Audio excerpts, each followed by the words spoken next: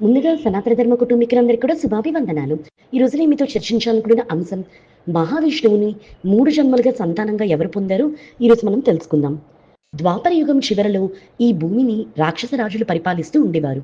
వారందరూ కూడా అధికార మదంతో ప్రజల మంచి చెడ్డలు పట్టించుకోకుండా విందులు విలాసాలతో మునిగి తేలుతూ ఉండేవారు.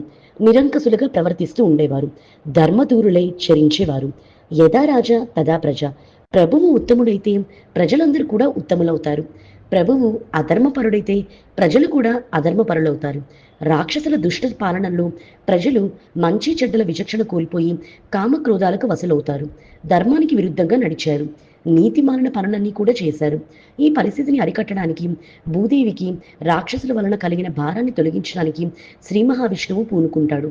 ద్వాపరం ముగిసి కలియుగం ప్రారంభమయ్యే ముందు శ్రీకృష్ణుడు అవతరిస్తాడు.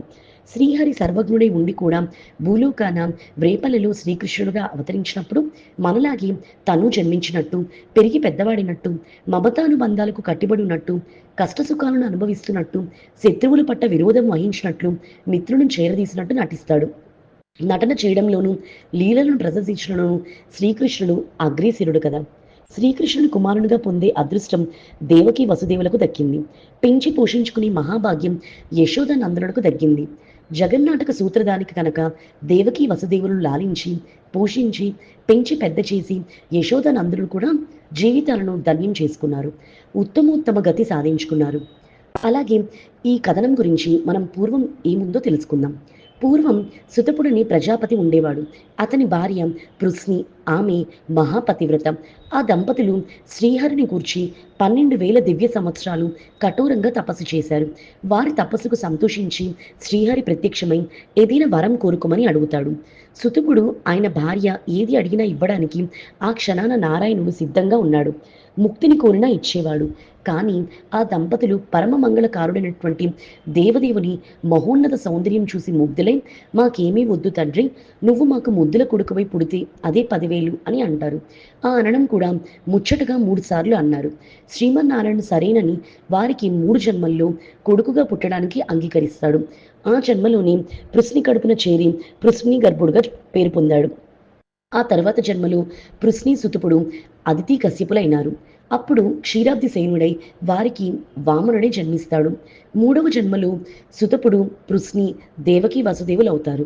వారి గర్భాన శ్రీహరి శ్రీకృష్ణుడై జన్మిస్తాడు.